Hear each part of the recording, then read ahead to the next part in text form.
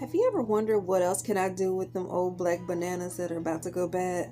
Just put it in your hair. That's what I just did. Yes, I am in the kitchen, right? I'm on my lunch break. I work from home and I'm getting something together for the kids. And I saw these bananas about to go bad and I was like, what else can I do?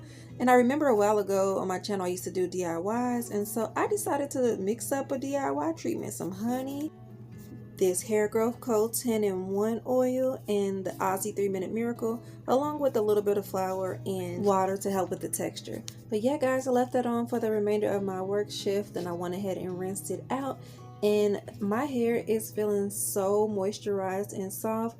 It was midweek, so I just needed to something to help me get through to wash day, and this was very helpful. A little bit of the particles from the product still in my hair because I do have twists, but aside from that, this was such a great idea. My hair feels absolutely amazing and it's so good to be back to doing DIYs. Hey, I'm Tiara B, naturally, and I am out. Blessings!